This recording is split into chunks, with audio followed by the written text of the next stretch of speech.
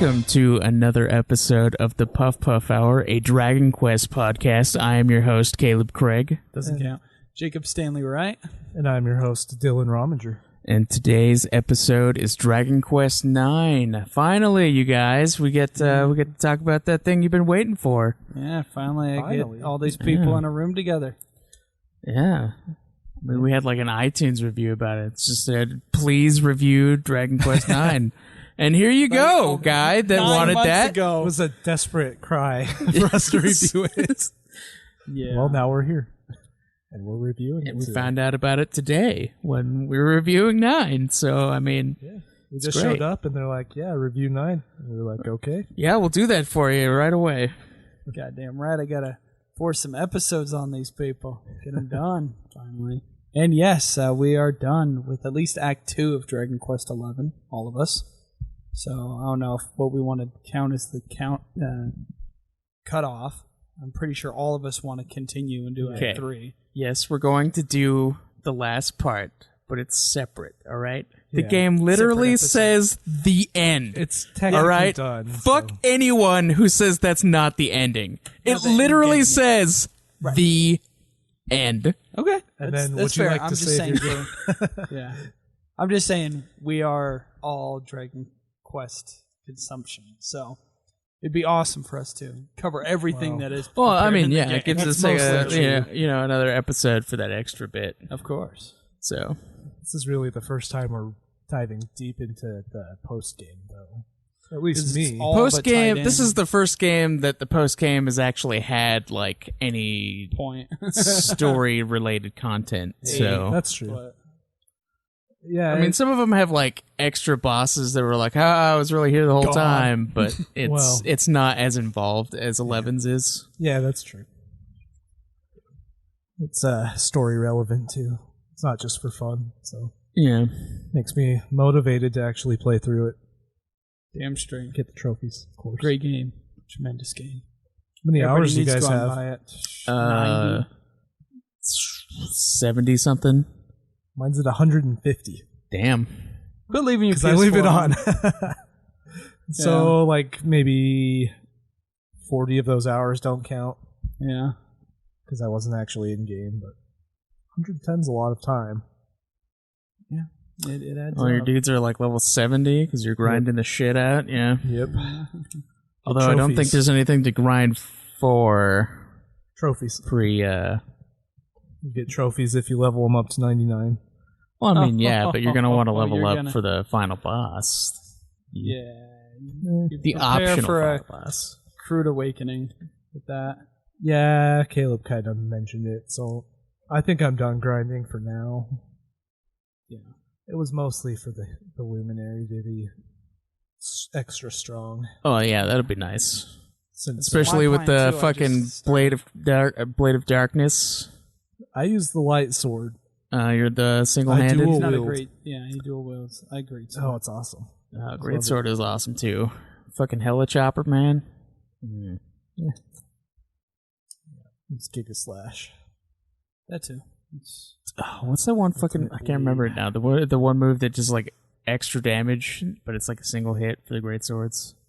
There's two of them. There's one that does a lot of damage, and then there's one that does a lot of damage. Like multiple attacks?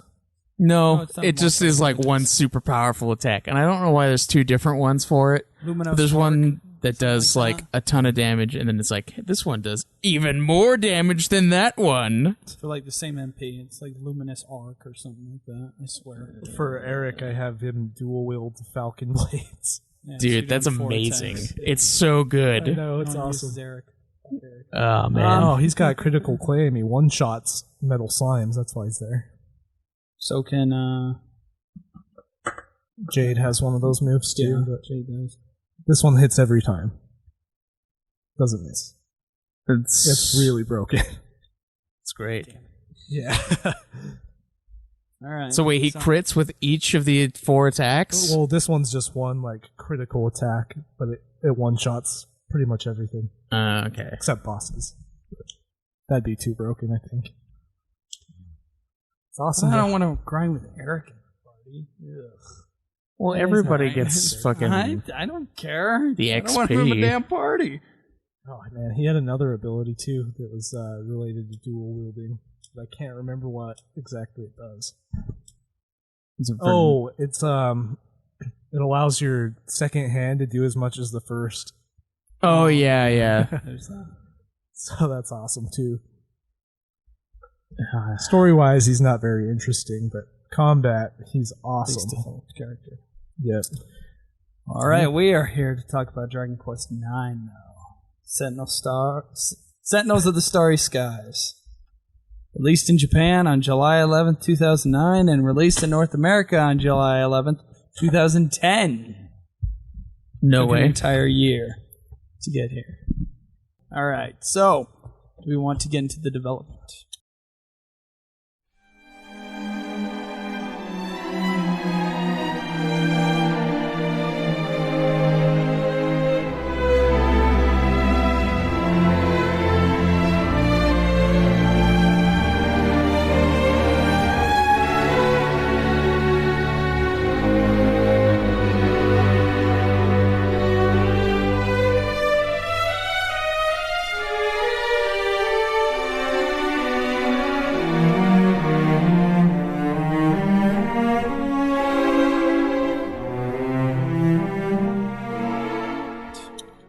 Sure. All right. So Dragon Quest IX is primarily designed around the idea of attracting a wider overseas market by giving the game more action-oriented premise than the previous games in the series. And in mid-2006, Dragon Quest series composer Koichi Sugiyama confirmed that Dragon Quest IX was in development. He quoted by Japanese video game magazine Famitsu saying, "I'm not sure when Dragon Quest IX will be released, but it seems that the progress is continually being made. I'm personally excited." On December 12, 2006, during a press conference celebrating the 20th anniversary of the Dragon Quest franchise, Square Enix announced that Dragon Quest IX would be released exclusively for the Nintendo DS, and making it the first numbered Dragon Quest title to debut on the handheld. Yeah, you hear that, Final Fantasy? That's how you actually do a 20th celebration anniversary. Not like fucking wine and cheese. You announce a new goddamn game. They're just fancy that way. The Japanese release of Dragon Quest IX was subsequently delayed from 2007 to 2008. The company cited the need to take more time for making a better video game as the reason for the delay. At 2008 Tokyo Game Show, a new trailer was shown at the Square Enix booth, which showed a glimpse of the changes made to the gameplay and graphics. At the end of the video, a confirmation of the release date set for March 2009 was unveiled. Square Enix released another new trailer for the game, showing various aspects of the storyline. What storyline? Yeah, I don't fucking know. Along with cutscenes at the end of the trailer, showed then correct release date for March 28th, 2009, along with the price point of 5,980 yen. On February 12th, 2009, after having delayed the release of its quarterly financials by a week, Square Enix announced that the game would be delayed once again to a Japanese release date of July 11th of the same year. You wait till February when a release date is in March to push it to July? Yeah. There would be a mutiny in like today's. Didn't they do that for like 15 though? Final Fantasy 15? By like 3 months though.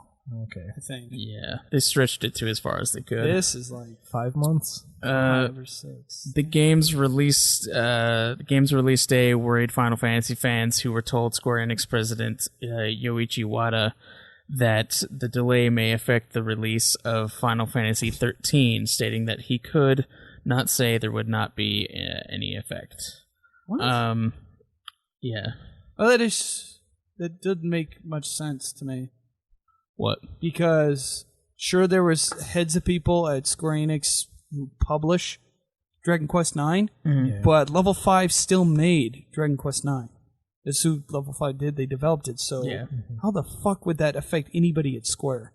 That's what I want to know. For the release date, I guess they were around the same time as Final Fantasy 13, so they could have affected like something. Maybe they would have had to push one of the others, Final Fantasy 13 back because they already pushed back Dragon Quest 9. That's probably what the worry was.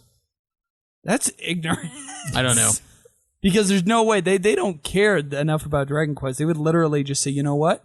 Yeah, we got this awesome Dragon Quest game coming out, but you know what's also coming out the same day? Final Fantasy. And they'd still do it. Come on, it's Square. They'll... shit, though. Dragon Quest IX was designed to be the hardest Dragon Quest game of its time. The rationale was that, according to Brian Ashcraft, night editor for Kotaku, the Dragon Quest IX developer said that people can always find out information on the internet, like it's part of the game experience. In addition, the game has only one game slot. Ryutaro Ichimura, producer of Dragon Quest IX, clarified that the reason, explaining that there was not enough space on the cartridge for 2 additional save slots, given the amount of freedom that the game allows. Instead, the save area is used for backup save slot in case of battery failure. Ooh. Where there was a... Oh, okay, that's it. That's all. Yeah. There isn't much about development. actual details pertaining to the development, just mainly the release of it. Right. So, yeah. So yeah, Pretty some lackluster. possible conflict with Final Fantasy 13, but other than that, Which not makes no sense to me. basically the same. As far as being the hardest Dragon Quest game, That's why I needed did to they be forget they clarified. released 2? Yeah, 2 was pretty brutal. Well, that's post-traumatic 2 syndrome right there. Disorder. They just Post-traumatic forget- 2 disorder. Yes. All right, well, plot? What plot? Yeah, exactly. There is a plot. We could easily just summarize it up. It's small. The plot is basically that they're looking for a magic fruit, and then they get the fruit, and then There's 6 fruit. Yeah, it's fruit. Because at the beginning you're like training, so you're training with your mentor, and he's teaching you about what you're supposed to be doing. he's teaching you how to be an angel. Yeah, angel to the people.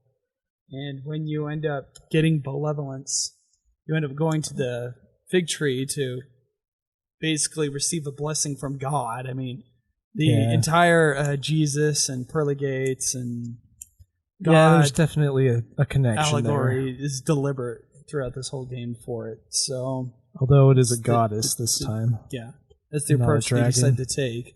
But you end up going there, and it just shatters. Like, oh no, it's an earthquake. It's an earthquake. Yeah. The entire place crumbles and falls to the ground, and all the figs get broken up from the Yggdrasil tree. Pretty And much, so, that's what it is. literally, you are an angel, and you land in a town that has a waterfall, and so the place is called Angel Falls. The same Thank you for place- that pun. The same place you were training to become an angel. Yes. Yeah. Touched by an angel. Ooh. Weren't you guys talking about Michael Jackson earlier? Careful now. Yeah.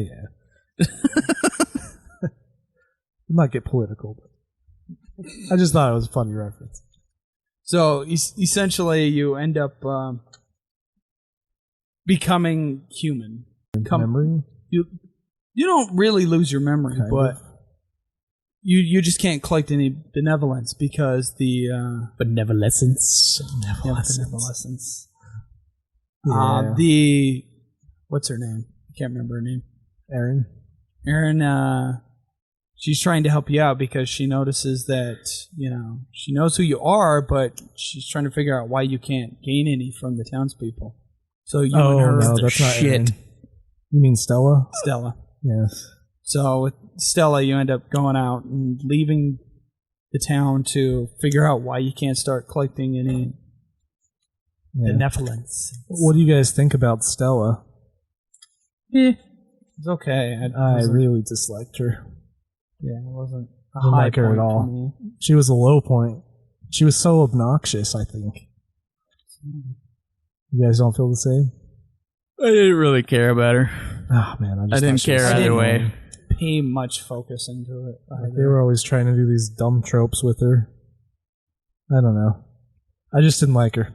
It's the Celestians. That's the race that he is. Yeah. You just call them angels. It's pretty much the same thing. Yeah. It's like the Zenithians.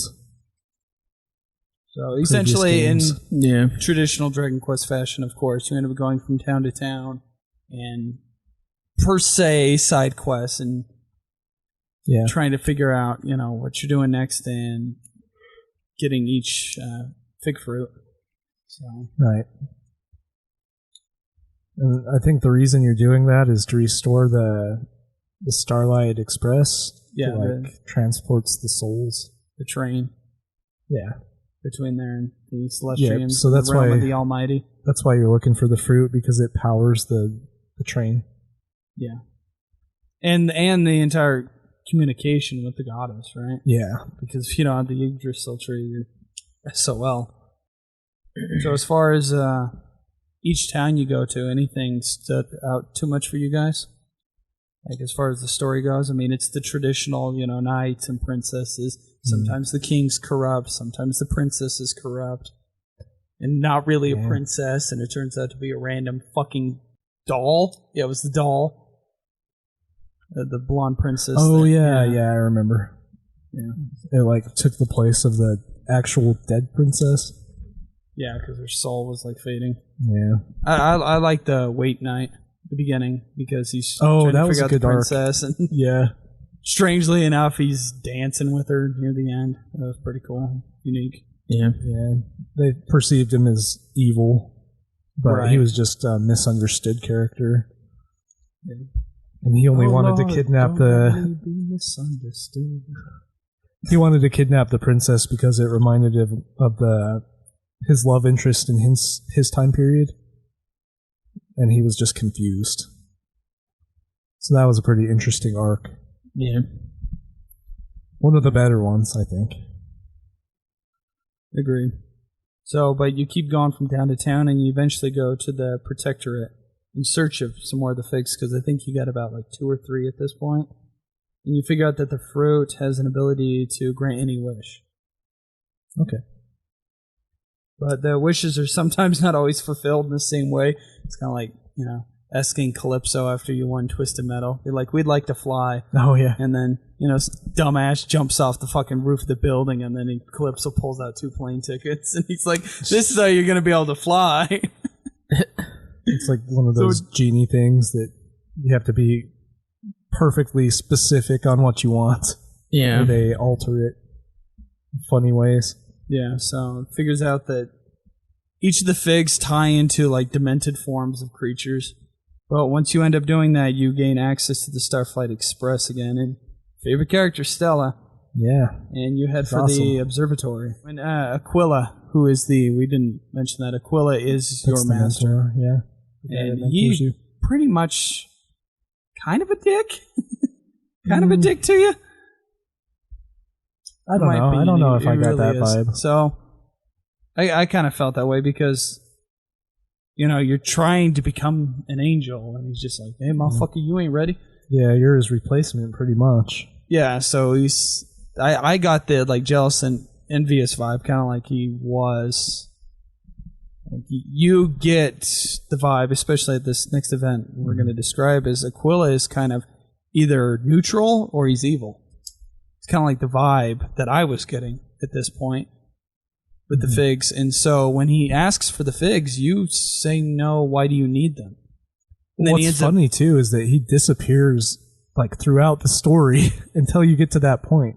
Yeah. He's just not there. Because the whole focus of the plot is on the figs so far. Yeah. That he just disappears. So it was definitely a big hint on where they were going with that, I feel like. Yeah. Because he just was absent. With no explanation, really. Yeah. So he ends up asking for the figs, and you say, fuck no. And then he ends up just beating your fucking ass and taking the figs anyway. Yep. And then takes off on a badass fucking black dragon.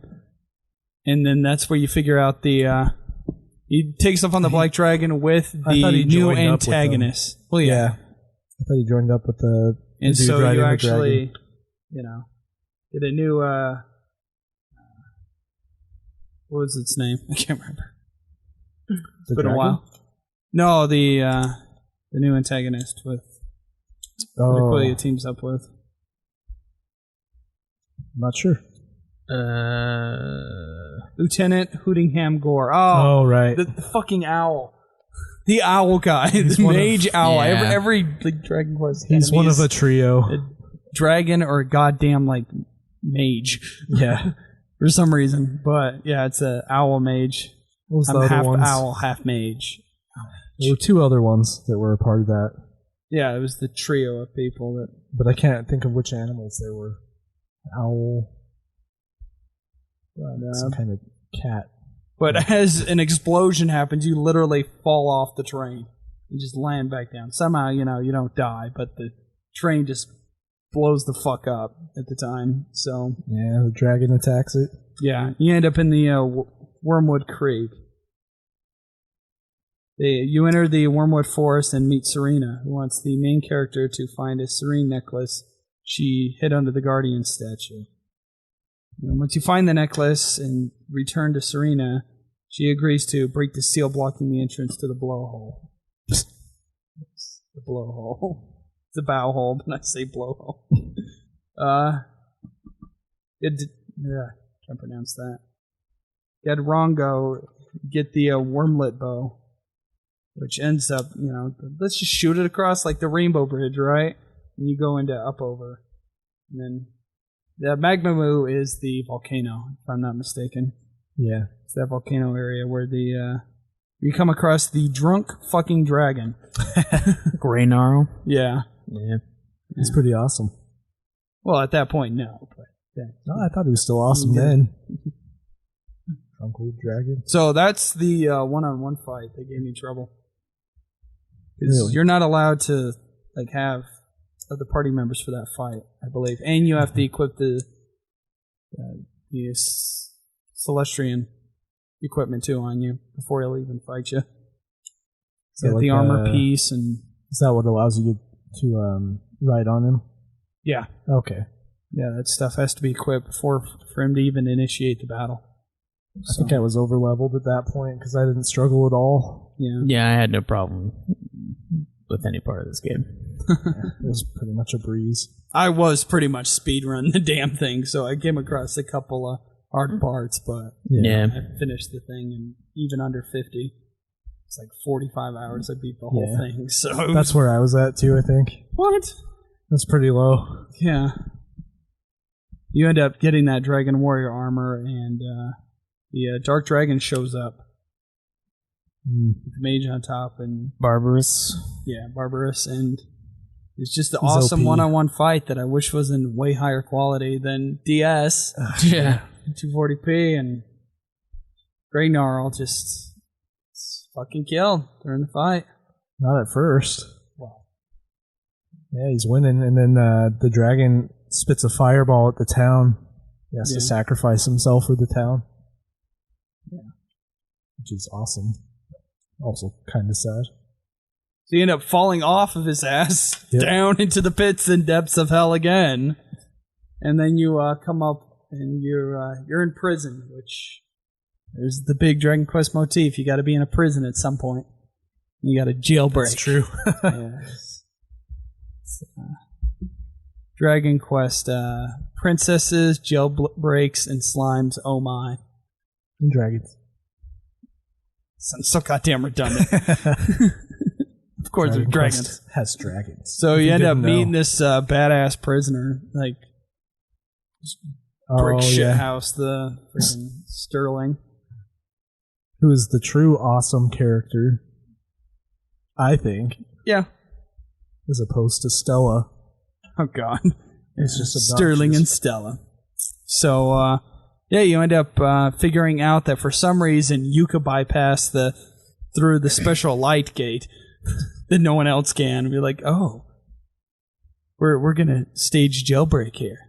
Yep. And we're gonna walk through the front door. And so Just walk out the front door of the gulag. you actually can during that fight. Like, Yeah. it's weird. Like, they wouldn't lock it down, so you could like do a couple battles and then leave and then come back. Like, what the hell? So there's pretty much that, and then you end up getting all your shit back. So you end up escaping there, and you return to the observatory. Yggdrasil turns into the goddess Celestria, who guides the hero to Gideon Palace. The hero defeats King Godwin's ultimate form and gains access to the Obolette, where they find Corvus. He rides Barbarous to the realm of the Almighty and corrupts it into the realm of the Mighty. Ascending the hellish domain, the hero battles Corvus. Okay, so why is Corvus important? Corvus used to be the old angel, an old Celestian angel that I think he also protected fell from to people. Earth. Yeah, he also fell to Earth, the exact same thing. And then he had a love thing with one of the characters on Earth. Yeah. And so what ends up corrupting him is he's deciding to, stay and fight and try and survive and keep everybody alive in the town. And he ends up pretty much doing so, but he finds out that the girl's father, the king, sold him the fuck out. Yep.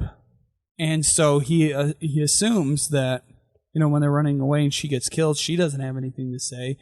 He's pretty much killed too because they just want to wipe the slate clean. He's not aware that she had nothing to do with it. So he thinks she's part of it. Yep. That she was corrupt as well, and so it turns him evil. Yeah. That's what ends up happening to Corvus. So you meet up with her spirit throughout the game in random spots. Yeah. So it's interesting.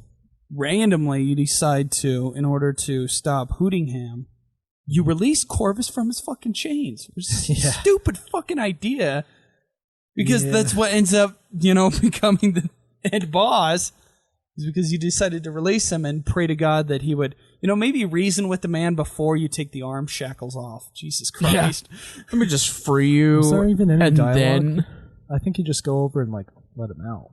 Yeah. Because you find him at the bottom of that dungeon. Yes. Yeah, I was like, this is kind of weird that he's chained up. Why are we releasing him? Yeah, wait a minute. yeah, maybe he's chained for a reason. Yeah, you ever think about that? Let's just let him out and then decide.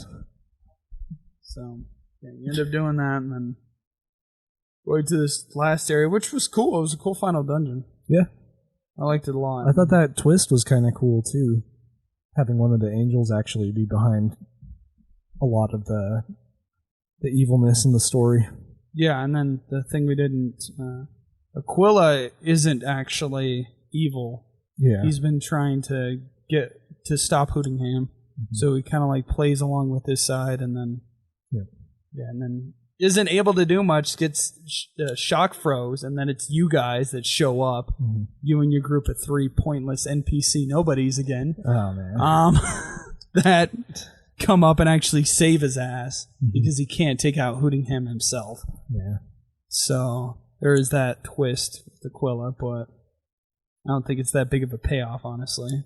But, no, not really. So you do end up battling Corvus, but at first it's impossible to attack him since he is a Celestian and cannot be defeated and attacked. So, but the one remaining fig, you decide to make yourself mortal, and then you're able to defeat Corvus that way. So, I thought he was a tough boss fight, though. I think with him on the dragon, was the tougher fight than him on his own. So the first part of the fight is harder than the second part. Yeah. By far. The second part was quite easy, actually. After you get over the first hump hill, it's all downhill after that. Yeah. So, just gotta beat him down. It's tired. Yeah. Now, most Dragon Quest games don't have the deepest stories, but this one is very lackluster. I didn't know. There wasn't much there. Feeling it. I mean, the main key that makes this game actually fun to play is the gameplay. Yeah. Yep.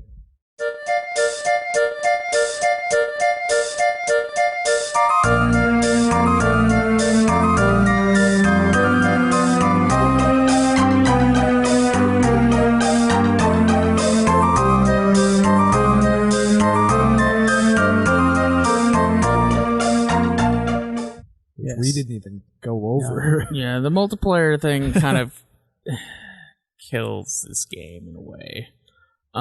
At least as far as the story, because of how heavily they were trying to push that, they kind of fucked over any semblance of a story. Because your character is even more a nothing character than in previous games, and like you have like a purpose in those ones. You're a something, even though you're a silent protagonist. Well, it's not just you; it's the whole party. Yeah, and then this one, it's the whole fucking party. So it's like you can't. There's nothing there that's going on for you. You can't even be invested in any way because your characters are literally just beat sticks. So they have Stella and Sterling. That's pretty much it. Yeah. Well, there's Sterling isn't really much of a character. Yeah. Until later on. Same with Aquila, but yeah, I think he's one note, dude.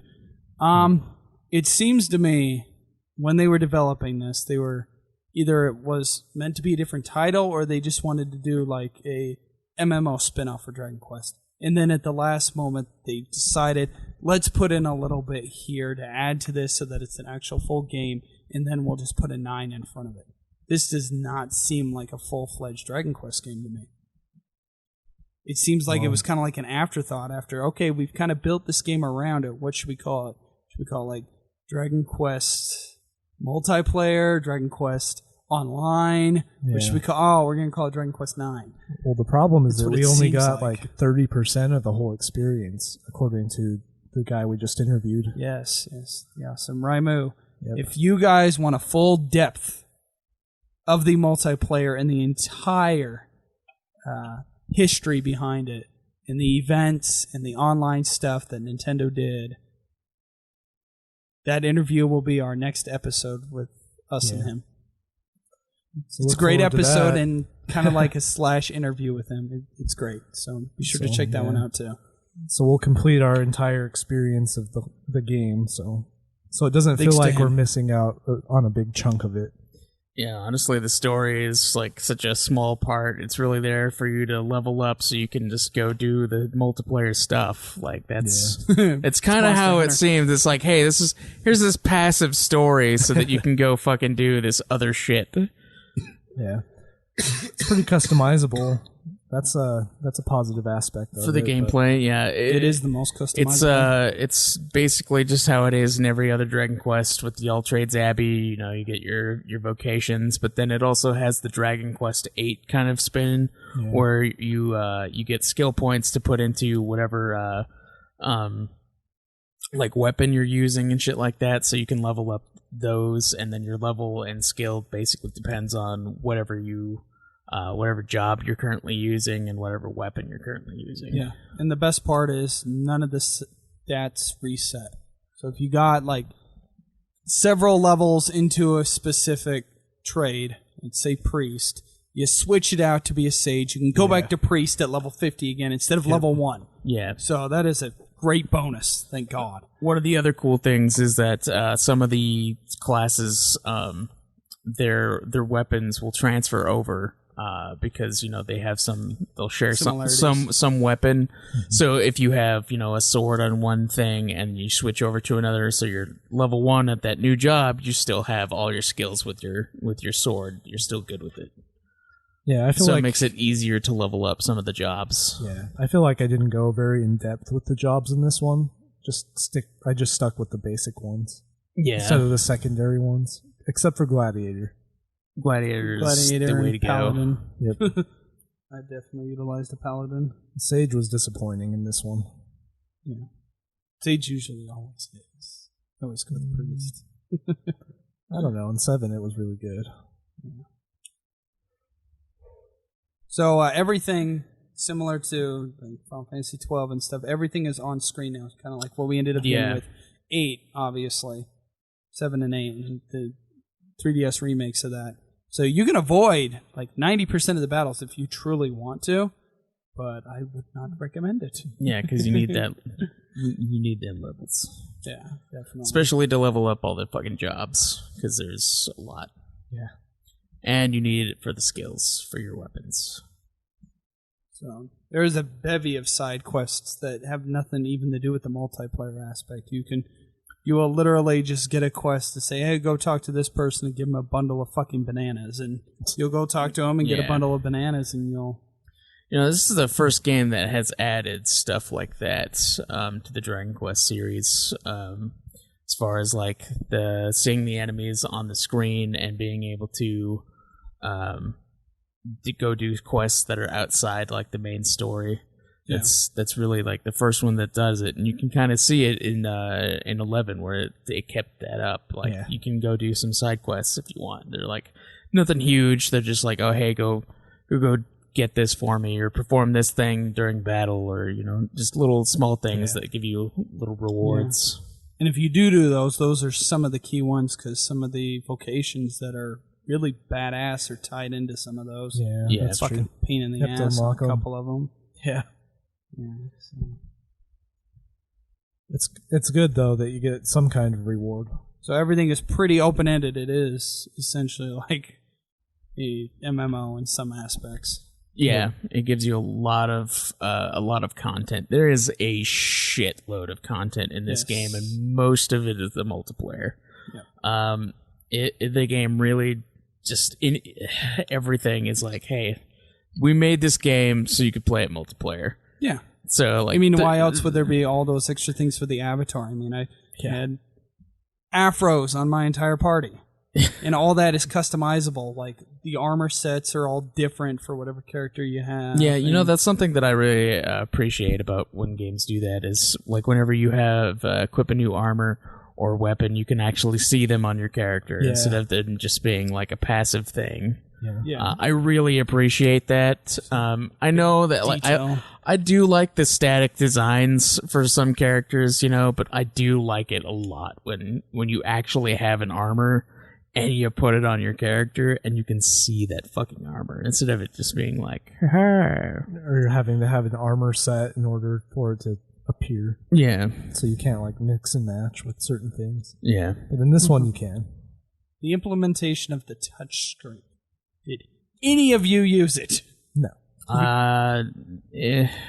Only if I was like bored. I'd just be good like, Lord. poke. Yeah, I like poked it, and then I saw him moving in a different direction, and I'm like, oh god, Yeah. no, how, thank you. It doesn't really have a purpose, really. Like you don't have to use it in any way or for any aspect of the game. So it's like, it's there for lazy people who won't use the analog stick. The Zelda games on the DS are just so bad because of that. That's how you have to control Link. Just put the stylus on there and he moves in that direction. Instead of using the D-pad that's there. What games do that? What are they called? Phantom Hourglass and Spirit Tracks. Oh god, I didn't play this. They really That's how I fucking feel made about it so them. you had to... Oh, Yes. God. Why? I don't know. It's really gimmicky, and it really makes the gameplay suffer a lot, I think. Well, yeah, that's terrible. It's a Yeah. fucking shitty system. And you have to control the boomerang with it, too. Oh, that hurts. Yeah, it's... Those seemed really promising, too. Yeah, handheld Zelda. Yeah, handheld Zelda with the fucking Wind Waker look. Yeah, they did it good in the past. Link's Awakening. And Minish Cap was good. Yeah, Minish Cap was good. Yeah, but anyway, those are some other games that utilize that. That were shit, apparently. Poorly. God damn, that hurts.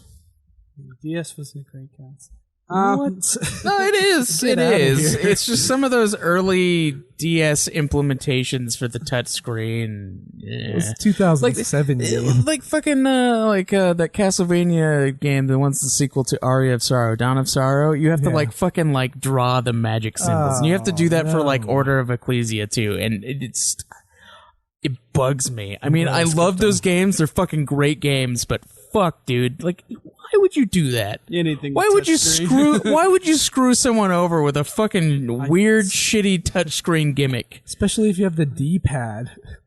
Like, it's perfect the way it is. Fucking drawing magic I never symbols, understand dude. touchscreen Goddamn. controls. I don't know. Like, I don't understand why it's in the middle of my PS4 controller either. I don't know. Fucking reason for it. I mean, it's fine. So Doesn't add. It's another button. But it doesn't It's take basically away. just like a menu button yeah. for most games, which is fine. What are our final thoughts with the gameplay? It is a highly customizable game. I really enjoy that aspect of it. It's probably one of the better systems for the older Dragon Quest games. as far as like sticking with the old school Dragon Quest battle system, Abbey. you know, with the All Trades Abbey and everything. I really enjoy it. I like that it's did the skill points type thing with Dragon Quest 8. I do kind of wish that it was more. There was more to it, like more varied. Yeah, Nothing is going to be little as more varied varied as Tactics Ogre. Well, yeah, and that and fucking Yeah, tactics. Yeah, the tactics games are really involved, but yeah, I just kind of wish there was a little bit more, you know, and maybe that not all the fucking jobs or like some of the deeper ones were involved with quests. Yeah, I kind of wish it was more like, you know, like how it was in 7. You level up that's the best part of 7. Yeah, like you level up a job to a certain point, then another one to a certain point, then you unlock a new job, and then you keep going with that. That would be perfect. I wish they would bring it in back. This game. Yep, it would work the best in this game. But sadly, they didn't implement that part of 7's best. It's a bit watered down. Yeah, it's kind of a little. But yeah, the gameplay is like the key feature for this game, and we didn't even do apparently 70% of it. So, like it is definitely centered around the multiplayer aspect, which is kind of an odd idea to me to have a multiplayer RPG that's a turn-based game and not like kind of an action RPG or like a MMO type deal. It's literally just a turn-based game. Yeah, it's not like Pokemon where, you know, you're having your team face another team. It's literally you guys versus something. So it's like everybody gets a turn to beat this guy. It's a little I don't know. Instead of just wailing on him. Yeah. This isn't Monster Hunter. Come on. Yeah. Well, for me, I thought the movement was a little weird. Like look, we're gonna have the characters like move further on screen and, you know, get the arrow pointing like they're gonna go attack them. Did you guys have a problem with frame rate drop because of that? Having 4 characters? I had some frame rate drop in the towns. But yeah, me too. It was pretty bad. Yeah. It is kind of weird to experience frame rate drop on a DS. On something that isn't that visually appealing either, 120 or 90p, where your hertz rate on a screen is higher than the resolution on the damn thing. So what was it, like 240? Yeah, it's 240. I'm being overly dramatic. 240 is rough, though. But those, I wish they were just to like remaster those cutscenes so that they're a hell of a lot better looking. Man, I wish it'd be better. That dragon fight would be so much cooler. But yeah, for the most part, I like it a lot as well. 7's is clearly better. 8's is more broken down, way more simpler than even 9's. But I think 9's is a great gameplay for the series. Yeah. And so I give it high marks on that part. So it kind of is like a callback to the earlier titles. 4 or 5. Yep. A little bit of 6. So more around 4, I would say. Yeah. Yeah, I thought it was good though. Not groundbreaking or anything. Maybe the multiplayer aspect that we missed is, but yeah, it honestly kind of feels like a passive game for the series. Like it's like, hey, this is, you know, our callback. Story was meh, kind of an afterthought. I felt like gameplay was solid, but not that spectacular. Other titles do it better. But yeah, it was pretty good. I think it's a little above middle ground for me. Yeah. So design.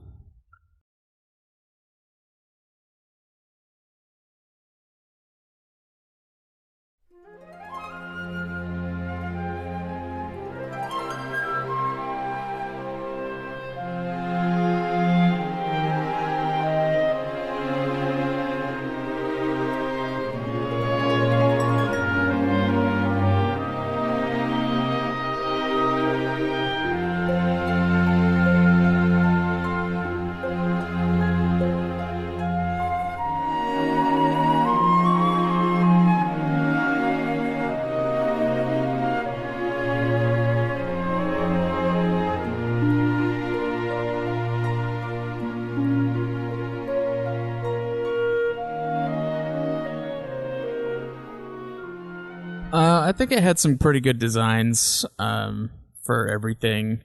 The DS being made specifically for the DS is kind of... it makes it kind of look weird for some things, like the dragons kind of look like you can see the pieces of the dragon. Yeah. So it's like... I think it just comes down to the resolution. I think if you buffed up the resolution and it wasn't pinned down to one DS cart, it would be a hell of a lot better looking from a design standpoint with Toriyama, of course, but because of that resolution, it's... You think it'd be better looking on the PSP? Or just about the same? All that boils down to is how much they were willing to pay for the production, so I don't... Yeah. I don't know. I've seen some really great looking PSP games. I've seen some really horrible looking PSP games. I think the game would look a lot better if they just stuck with the sprites or went back to sprites. Oh yeah, because some of them are actually in 3D. Some of them are fucking 2D. I noticed this. Yeah. Why? It's weird. I think cell shading the characters would have helped a lot. Yeah, no, come on, level 5. That's what you did with 8. Yeah. So, 8 and 11, and then fucking 7 on 3DS looks really good. Yeah. It does. That was a big jump for us too when we got to that one. We didn't have to suffer through the PS1. But yeah, version. like a cleaned up sprite type thing for 9, I feel like would be really good. I'm kind of going back to the sprite since they were kind of doing callbacks anyway. Yeah. They could do they could do like higher quality sprites instead of just going back to the little tiny things. But well, it's possible too because they went back and did 7 and 8. So yeah, why not 9? It's next chronologically. So I like the captain of the ship. What was his name? Max. I liked his design because it was just basically a fat pirate. Yeah, and then all the Celestians, obviously, or whatever they're called, all of them had angel wings. I thought that looked cool. I like those. Aquila and the main hero. Mm-hmm. Stella's a fucking butterfly, so she's a pixie or a fairy, whichever you prefer. You're a damn fairy. What I've noticed with at least the monster list is they brought back quite a few ones I haven't seen in a while. Like what? I can't remember now, but there was... I just remember a lot of them that I hadn't seen in a while. I'm like, oh, I ain't seen Baramos or the little pig with the ring that looks like a piercing since like 2 or 3. And it seems like what they're doing is changing some of them in and out. Oh, well, 9 may have some of these, but 11 may have some of these. Sometimes they just pick and choose. All right, what's going to be in this one? We won't do, the muddy hands in this one, but we'll do it in this one. I do like that. But I did notice some of the older ones that I hadn't seen in a long time in the series show up. Yeah. Yeah, I like that they can recycle some of the older enemies, bring in some new ones. There's a lot of new ones for this game. There is. And then the fucking owl mage dude. I liked his design. I like the other two's design too. But they did reuse them. The dragons are cool, but again, you can see their pieces, so it looks pieces. That's like the worst part of like DS designs. When you have those like games, like Final Fantasy IV had that shit too when they did the remake for that, and it's like it could look better, but they decided to do that. Skip 6. I don't know. I don't know why they chose to go that route. I don't know. Well, it definitely could have looked better, but enemy design was fine. I did like the boss designs. Environments were okay, I guess. Nothing really stood out as far as the towns go. No, it was quite lackluster, frankly. I don't know. I just feel like a lot of it was neutral. Yeah. Middle ground. Not negative, but not positive. No, a lot of effort. It's kind of go by the book, and we're not gonna do anything quite unique with this one. It's just they went real kind of classic RPG with it. They just didn't. I think they did that because I think some of their multiplayer stuff has like procedurally generated areas. So that might be why. So they have like the the kind of bland areas that they could just like create like a fuckload of things for multiplayer aspects. Yeah, that makes sense. Yeah, if they're gonna have that much content, it's gonna overlap.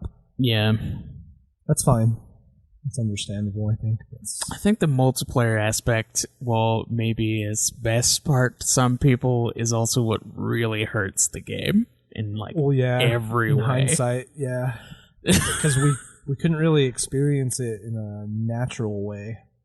Yeah, it's unfortunately dated at this point. Yeah, I mean, like the whole just exclusive the maps. gameplay, exclusive maps, fucking design choices for the environments. Nothing can stand out because it's got to be able to be made into a random created area, and then just the story is just there because they're like, tacked on at the end. Yeah, kind of.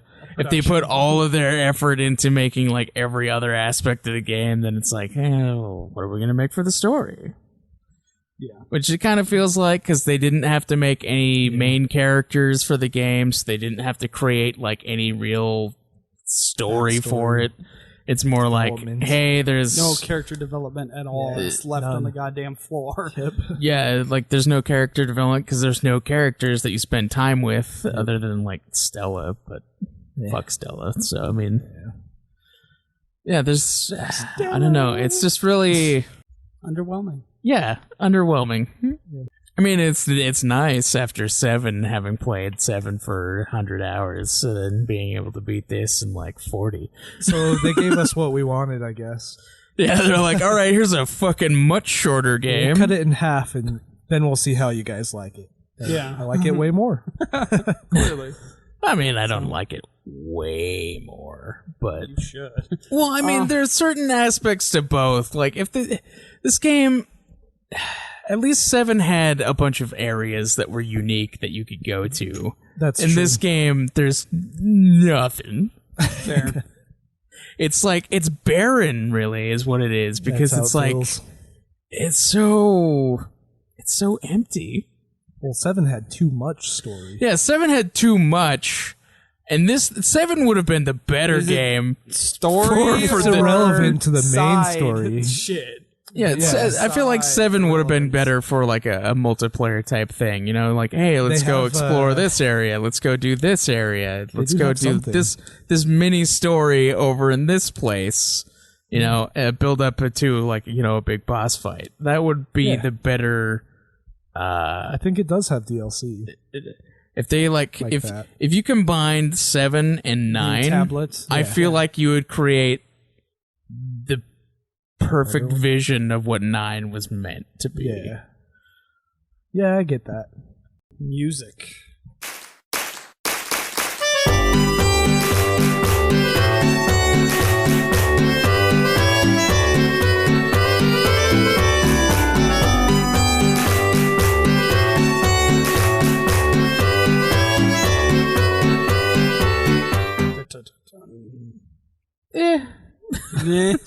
Yeah, it's one of those.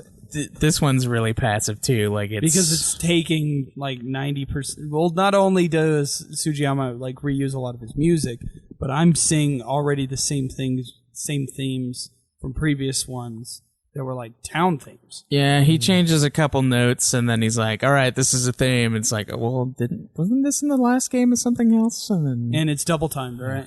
Yeah. Oh man. Yeah. I mean, it wouldn't be so bad, maybe, if we weren't just, like, constantly listening to this as we go through the games.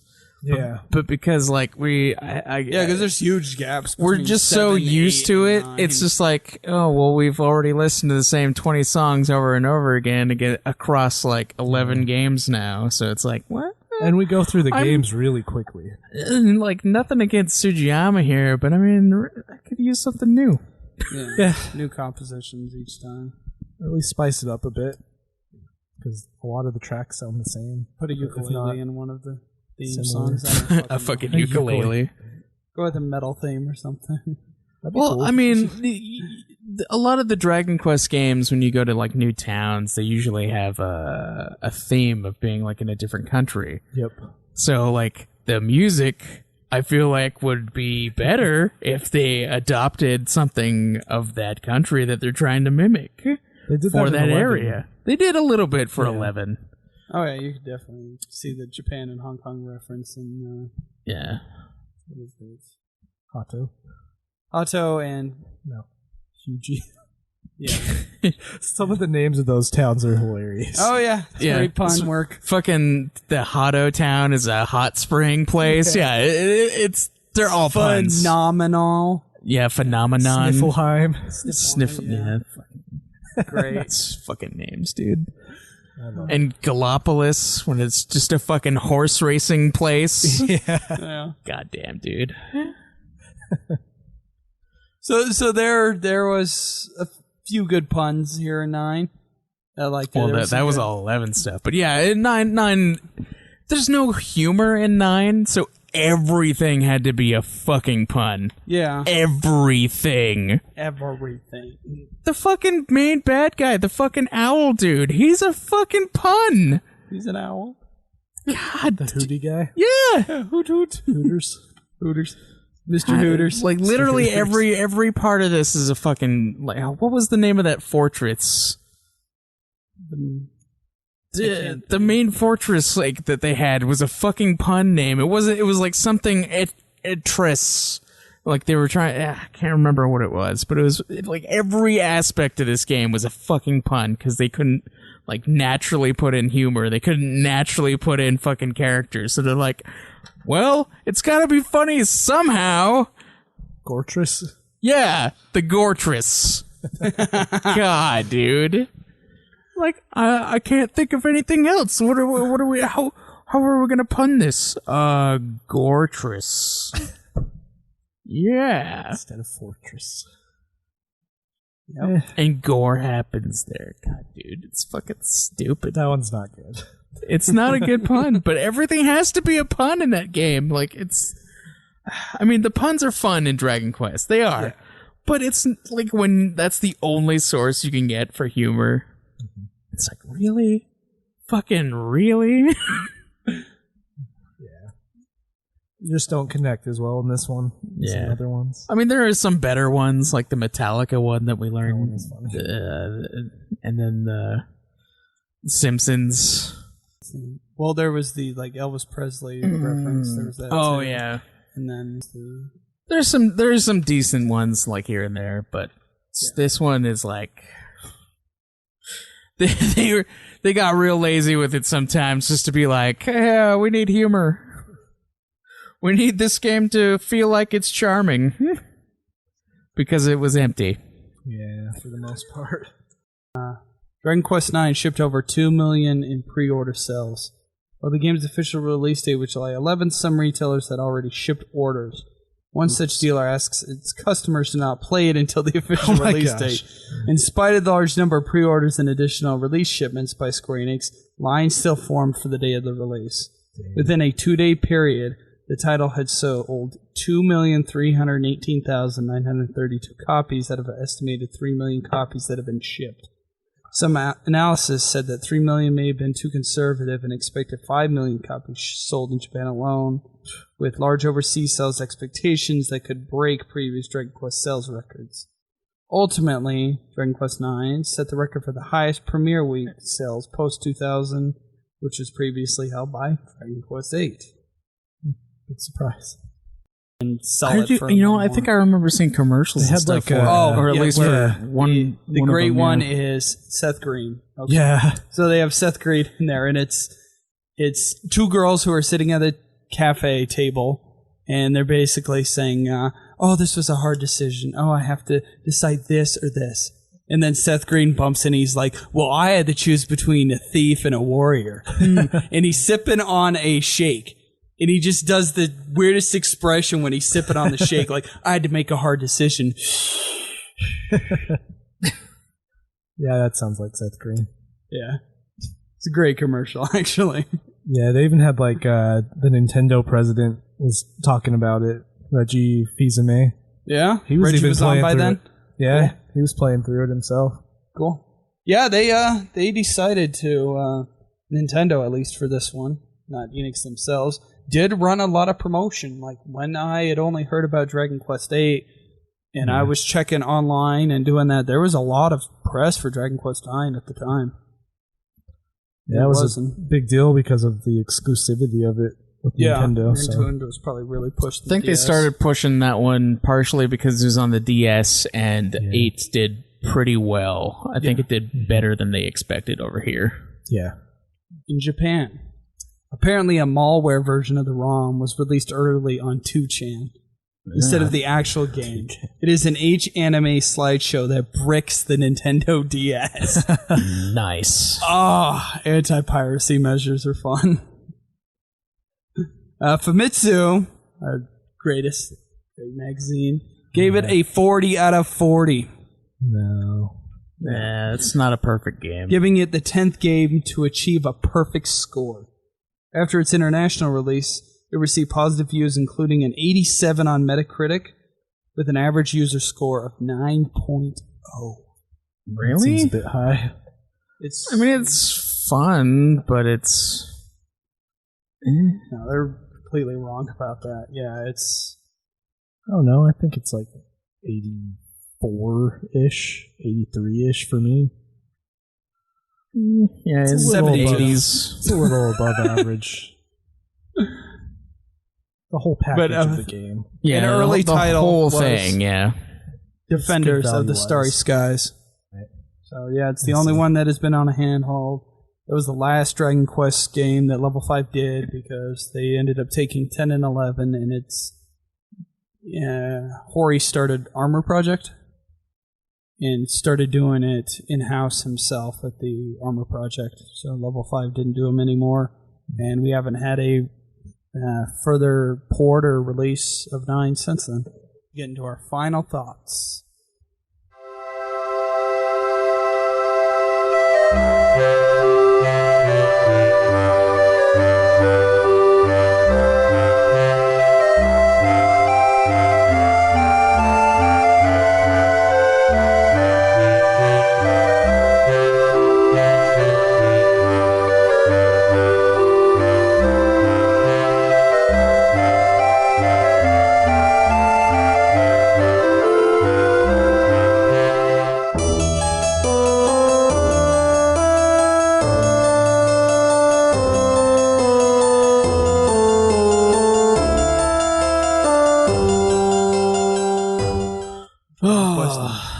Final thoughts.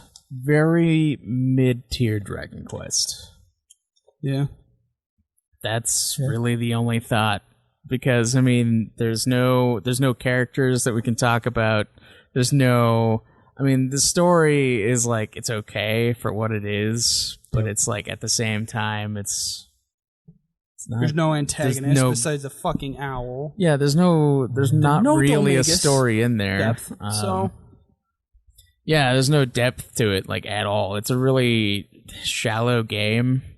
The gameplay is where it excels, and even then, it's like, it kind of feels... lesser? Yeah, a little lesser. Because, I mean, all of it is tied to the multiplayer stuff. Yeah. And really, you're just leveling up your guys for that purpose. Yeah. And we didn't even play the multiplayer, so we can't even really, like... say how great it was or whatever, you know. I mean, it sounds like there's some good stuff when we were interviewing the guy, you know, and like the legacy bosses going to fight the bosses that have been previous in the series, like the Dragon Lord, Mortimer. It sounded fun. It sounds cool, but at the same time, it's like, well... It's just not accessible, really, for us, unless we have like a special cartridge that we can... get access to them on. I imagine... Well, now, by him transferring the maps to me, I could just transfer any of the maps to you guys. Yeah. So we'll definitely have to go back and try it out. I think it brings it down a little bit, but just a middle ground one. Nothing too special about it. Yeah. Sad, I wish there was something like extremely positive for me to say or something extremely negative for me to say. But there isn't. It's not like 7 where we're basically the same except for how we could bitch about the length. There's just nothing really to talk about.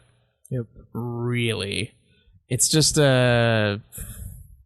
it's it doesn't have anything that the classic Dragon Quest games really have. Like, it doesn't have the really cool characters. It doesn't have that interesting storyline that they usually have. Like, it's always a simple story, but they always make it have a twist in some way that is The uniquely towns are Dragon fun to Quest. visit. Yeah, the towns are fun to visit because, you know, they're unique in every way, like down to the dialogue of the characters. Like, They have it's accents, dialects. there's none of that exists in this game. It's like everything is just a pun because you had to put it somewhere. You don't create a bond with your party either because you're not really interacting with them. Your party is just your created dudes. Yep. So Which is fine, but they're just like blank slate characters. they're not even blank slate characters. They're just like a fucking shell with a sword. Some of them don't even have They're swords. fucking puppets. Puppets. Meat puppets. Yeah, that sounds about right. Meat puppets. Fleshy puppets. Yeah. It sounds gross when you say it. Yeah. it Yes. You're welcome. That's what I was going for. So, does. Well, good job. You succeeded. But yeah, I wish I could say something. You know, I wish there was more to talk about. But this game is just. Yeah. I think that too. I want to know what people who really like it have to say about it because, like, I can't imagine there being anything to say. Like, unless you're like, you really like the characters that were in the game, but you don't spend any time with those characters to be like, I really like this one. Why? He has blue I hair. believe there's probably a lot of Dragon Quest fans out there that 9 might have been one of their first ones because. Could be. Yeah, I would imagine that's the case. So I think it could be a little bit of that playing into it, but At the time, it was pretty revolutionary, I would say. At least for a Dragon Quest title. yeah, being able to go I mean, you still had the The multiplayer. online yeah, play for the very first DS time. is pretty impressive.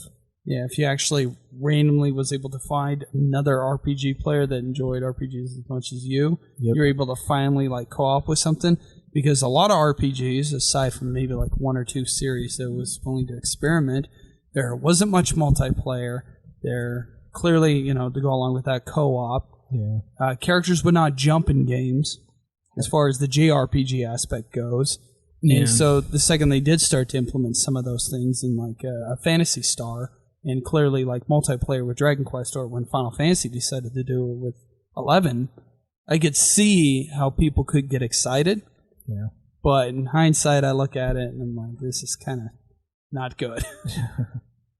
I mean, I guess it did do a lot of cool things with the gameplay. You know, I do really like that they added the skill points for the weapons and made the job classes 2 individual things that you could keep up on. I really like that. I also like that you can do little mini quests during the story. Like, I like that aspect that transferred over to 9. I mean, not 9, to 11. Yeah. But other than those things, like, it's... Yeah, you don't really... It, like, they try to make it the hardest game in the series, but it doesn't even fucking touch 2 or 6 or fucking any of the games, really. It's very easy. Easy to level up your shit. And if they wanted to make it tough, they should have really made it tough. But It's made a Mortimer return boss fight. I really think that all of their efforts went towards this multiplayer aspect, like the tag mode or whatever that they're still trying to replicate for the phones for a possible phone version of 9. I don't know. It just, if that's where all the difficulty is supposed to be, then we didn't get that part. We didn't get the main point of this game because we didn't play the multiplayer, which it's sad that a mainline Dragon Quest game had to be a multiplayer centric game to the point where like everything else kind of falls short of other Dragon Quests. Yeah. Because I'd love this as a spin-off. Like, I expect this from the spin-off later on. Yeah. Because of the games, but not so much on a main line. So, Well, Get into rankings. Yes, let's get into rankings. All right. We'll start from the bottom spot. 2 builders, 6, 7, 1, 9, 3, 4, 8, and 5. But I'm not. All right, I think I got mine. Yeah, go ahead. Not making right, a movie I'm out of still- 8. So, 8 is a movie. It has voice acting. God damn it. 8, slightly above 5, 4, 1, 3, 9, 7, 6, 2. Yeah, I'm still deciding here. I'm trying On to where to figure put out 9? where to put 9 because. All right, fine. It's 8, 5, 4, 3. Your love for 1 still baffles me. I fucking Then love it's 1 because 3 is better than 1. I don't know. 1 is just so perfect. 9, 6, 7, 2. It is. It is the perfect NES game. All right. It is so fucking good. Did you play it on NES? I did not because I'm smart. I played it on NES, and no, it is not. I played Mega it. Man good, 2 is the perfect NES game. So, Fucking no, it's not. yes. 2 No, is it's garbage. 2 is not. 2 is good, but it's not. Anyways, yeah. Fucking 9 is slightly above 6. And it's because of the stupidness in the story of 6 that I'll put 9 above 6. But yeah, there's no way I would even fathom it even coming near a tier near 4, 3, or 1. No way. But I put did it up still with enjoy 1. myself more in 9 than 6 and 7. yeah. So that's where it is. There's just more there for me for 9 than 1. So that's why 9's over 1. Yeah, we're gonna have a Got to fight after replay this that. episode. You got to replay that one on the phone. Yeah, Yeah. Could make It's a so difference. good, dude. I love it. hand you a cell phone with the copy on it for like a week and just go to town. Man, it's It's like just $1. it's just so satisfying to pick up the princess and then just walk away when you're done. yeah, it's good. And then cross the rainbow bridge, rainbow in the dark. You gonna I miss auto-tune one. that and post? You should. I'm tone deaf. You probably should do that. So yeah, that is it. Have any news or? We could. Well, gladly I guess we comments? could just talk about the Dragon Quest V movie, Which briefly. So yeah, Dragon Quest V movie, you guys, it's coming Your out. story. Fuck that title. That's not a happy title. It's It makes my penis soft. It's 10 years a slave. I don't like it when movies do that. That's like the the better title. You anime, need to pitch it to Square and just tell them to change it for the U.S. release. fucking I'll anime send them a titles. Like, they could have just called it Dragon Quest. I mean, really, they didn't have to call it Your Story. They didn't have to. They The didn't have to do subtitle is that. completely not necessary. They didn't even have to call it Dragon Quest V because it would have just been. They could have just called it Dragon Quest. But it is following Five's. I know, but but like if you call it now Dragon the Quest V as a movie, then people are gonna think there's 4 other ones that they didn't see because nobody's like over here at least nobody's played Dragon Quest. So Is that the biggest one over there? 5? over Japan? Over in Japan, yeah. I don't know. Five's got a very solid fan base. I was curious why they chose 5 over all the other ones. Because 5 is flat out the best story period in this series. Yeah. Without a doubt. Plus, having made a movie of it, they can actually like create the character of the main character Yeah. because they have to now. They can't just leave it be as a blank dude. Oh, yeah. Yes would and no. You never know. They could We don't know it. how much they're gonna like follow. They're obviously gonna keep some aspects, but I don't know I mean, how much they're going going to keep the base story, but they're going to have some interaction with the main character in order for the chick to fall in love with him, have the child, and continue the fucking story. No, he'll just sit there, be a shill, and he'll pick Bianca because Nira can just go fuck off. And Well, then- I mean, yeah, and if they end he's up going having to pick Deborah Bianca show up because that's gonna be what fucking canon. happens. That's canon. That's why the main character in 6 blue hair. Yeah. He's descended from Bianca. Is that your fan theory? It's the only theory. They're supposed to be it's a trilogy, dude. They're fucking supposed to be part of the hero bloodline. Yeah. The main hero has blue fucking hair. You choose your wife. It's a canon choice. She's the one that it gives you because you have to marry her in order for the guy to be like, all right, You don't know how far along in the bloodline it is, though. It could be generations. Fucking know it could be a receding gene from someone fucking a blue Smurf 6 centuries ago that finally shows up. You show me a blue Smurf in Dragon Quest, and maybe I'll believe it. There's blue tree trunks, so it descends from the damn blue tree trunks. So, yeah, it could have been a recessive gene for many, many generations. Nah. It's Bianca. You know it. It's on the cover of the game. Yeah. Well, yeah, that's the canon choice. There you go. I mean, Deborah wasn't even in there in the original game. Yep. Yeah. Added in. Yeah, I chose the special add-on waifu. Just for you. The slime killer. She is a slime killer. Yeah. She fucking murders them slimes. Alright. The metal slimes. Well, until next time, guys, keep it super and keep it questy. Quest on. Yeah.